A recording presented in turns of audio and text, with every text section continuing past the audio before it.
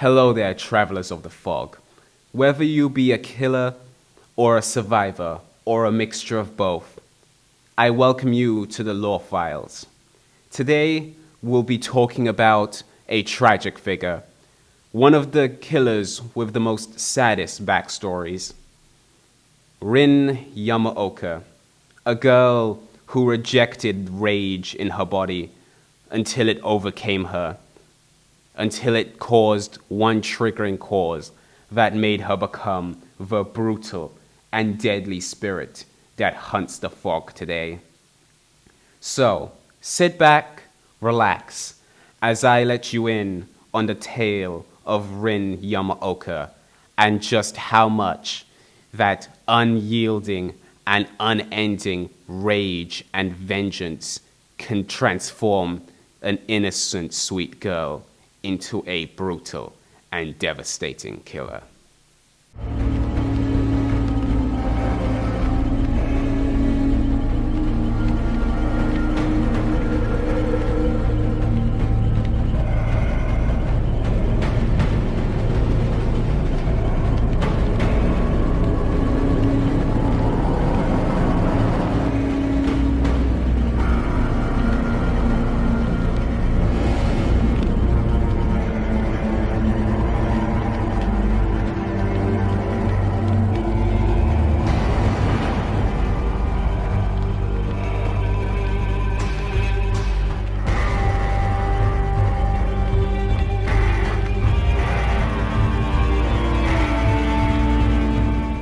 A lot can change under certain circumstances. People who are nice and kind can become brutal and deadly. All it takes is one trigger cause. The spirit, or should I say, Rin Yamaoka, is definitely one of these cases. A humble girl who worked hard to keep her studies and families afloat. But after one tragic night, she transformed, became a cruel tool for the entity, and became a savage killer who cut down survivors. But how does someone get to this way?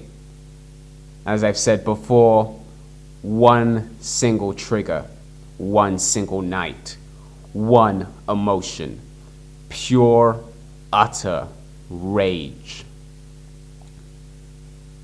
Rin Yamaoka came from a prestigious background. Her family was well known and samurai blood was known to run through her. Descendants of one of the first samurai to come. Rin was held to a certain standard. When she trained with kendo, she was meant to be superior, meant to be on top. She was a Yamaoka after all. Came from a line of samurais. But Rin didn't enjoy hurting people. Rin didn't enjoy any of that. The people there teased her and mocked her, called her Janitor Yamaoka. But she didn't care. She just dreaded anything to do with kendo. Until one day, one practice, one time where something awoke within her. The need to fight, to destroy her opponent, to completely crush them into the dirt. An inherited need, an inherited desire. Rin won effortlessly, proving that she truly is a Yamaoka. But some people don't take defeat lying down. The boy she defeated hunted her down, looked for revenge, looked to beat her up. When they came at her, taunting her, angry with her for what she had done, for how she had mocked him, how she had beaten him with ease, she didn't turn to her Yamaoka rage, her Yamaoka bloodline, the Yamaoka dragon spirit within her. Instead, she ran. She didn't want any of it. She ran and she hid. The spirit inside her, the dragon Yamaoka, told her to back down. She shouldn't be backing down. She should strike. She's stronger than them. She's better than them. She is a Yamaoka. But Rin didn't care. though the desires to crush her enemies beneath her feet rose around.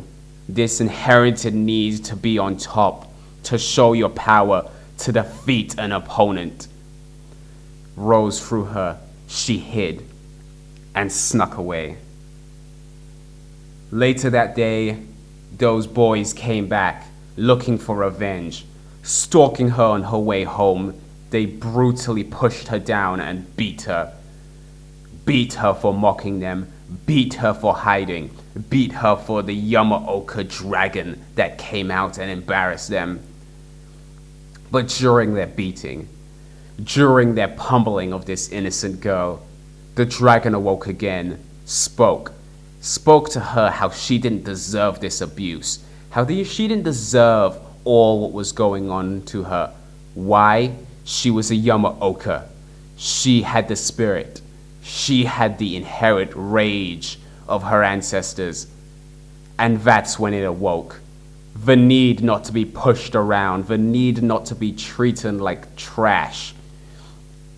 In that need, she unleashed all her rage, all the wrath of a Yamaoka, and beat her abusers mercilessly.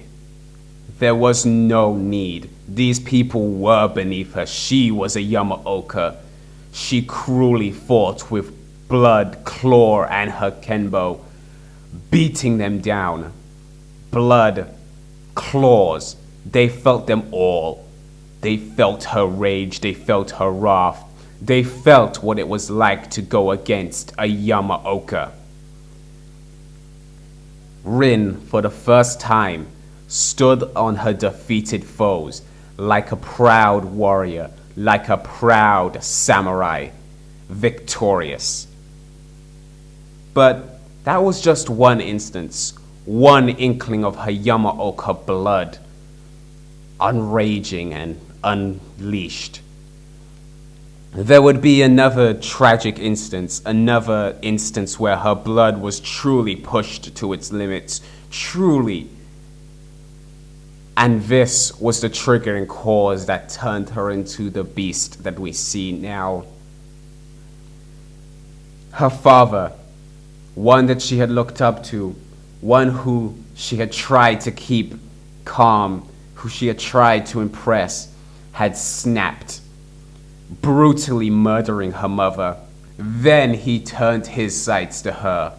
Like with his wife, he showed his daughter no mercy, slashing her mercilessly, beating her, and tossing her out through the second story. She crashed into glass. As she felt the life slipping away, she made a promise, a pact, one that ignited her Yamaoka rage and her blood.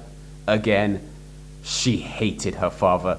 She wanted to see him dead. She wanted to see him perish. Maybe like that she did with those boys. She wanted to unleash her Yamaoka rage. She wanted to stand above him victorious for what he did to her, for what he did to her mother. All that welled in her was rage and anger. The entity, noticing this, noticing what he had caused, decided to switch targets. For the entity's previous goal was her father. The entity caused him to snap, caused him to drive into a mad spiral, which made him brutally slaughter his family. But now the entity saw that it was Rin who had truly inherited what it meant to be a Yamaoka, or at least the curse of the Yamaokas, meaning that she would become a better target. She would become a better killer. So, the entity made a promise to her, a pact, a promise to get revenge on her father, to deal him the same blow that had been done to her mother and had been done to her. And Rin agreed. With her dying breath, she closed her eyes and she allowed the darkness to consume her. For in her mind, she would get her revenge. She would get her anger out. She would show him that she was a Yamaoka. The rage and the anger, the curse that she inherited, She wanted to unleash it all on him. Just like with those boys, she was going to get her anger out. But sadly, some things are not to come to pass. Sadly, some things will never hit their point, as this pact was hollow indeed. Hollow because her rage was more important to the entity. Her unyielding anger, her unyielding force was a much more useful tool. So, she never got to murder her father, never got to seek her revenge. This revenge, this desire burned within her, and it is why she so easily takes down all the survivors, as they are the outlet for her revenge, as she was not able to satisfy it with her father. Cruel desires from the entity, but a useful tool nonetheless. That is how Rin triggered. That is how she became the brutal and cruel killer we know today. But then one question persists. Where did this all come from? But as I've stated previously, Rin didn't want to hurt a fly. Even when she was pushed, it was only when she was at her wit's end that her Yamaoka rage fully took over, the Yamaoka curse. She didn't want this. She rejected her first inkling of it, rejected the Yamaoka dragon that was inside her. So, where did the spirit, or at least the concept of this killer come from? Well, the spirit is based off a tragic yet brutal entity from Japanese lore. The Onryu, a spirit who was once a person who had been dealt wrongdoings in their lives, died with revenge and hate in their heart, unable to be rid of those feelings, turn into spirits with unkempt hair who go after those who have done them wrong. Disease, natural disasters, all of those they bring in their wake, not caring who gets caught in the crossfire. All that is there inside them is a burning need to punish those who did them wrong. Rin Yamaoka, or the spirit, is the same. As you could tell from her unkempt features, her wild hair that flows freely no matter what she wears, is a clear sign of the Onryu. Another popular pop culture reference to know would be The Grudge. Another spirit dealt a bad hand who decided to go after people for the wrongdoings, attacking anybody in her path, even though they may not be the exact progenitor of what happened to them. Rin is the same. The spirit hunts the survivors. They may not be her father, but her rage is unkempt and unsatisfying. So she'll attack anyone in her path, survivors or no. It doesn't matter if they were the ones that did this to her. She will cut them down. She'll unleash her rage and her anger out. She'll see them as her father, see them as the brutal people who cut her down. Because that's all she can do until her rage is satisfied. And the entity is not foolish enough to let that happen anytime soon. She's too much of a valuable tool. The Onryu in particular is a tragic thing to behold. Unyielding anger and rage and hatred directed at one person. And anybody caught in the crossfire of that, still keeping features of what her father did as a brutal reminder. The glass still poking through her skin.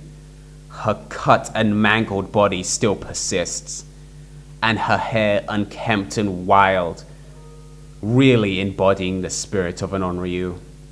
But Rin is a different case from all the others, for her rage and her hatred were inherited, as I've said. But inherited by who? Who was the progenitor of the curse that inflicts the Yamaoka? The curse that causes unbridled rage and hatred.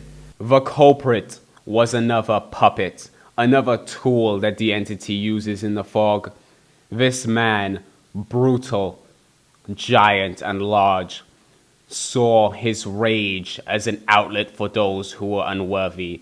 His brutality, fierce nature, and vile actions towards those dubbed him the name Oni Yamaoka. This brutal, callous, and vile man is none other than Kuzan Yamaoka himself, Rin's ancestor and the progenitor of the curse that haunts the family that she lives in. For his rage, his hatred, and his utter vile contempt for those who were lesser became the curse, the dragon Yamaoka, the fury of the Yamaoka line and its tainted legacy. Rin felt it. Rin felt it for those who bullied her, those who mocked her and beat her. She felt it for her father who cut down her and her mother with no mercy.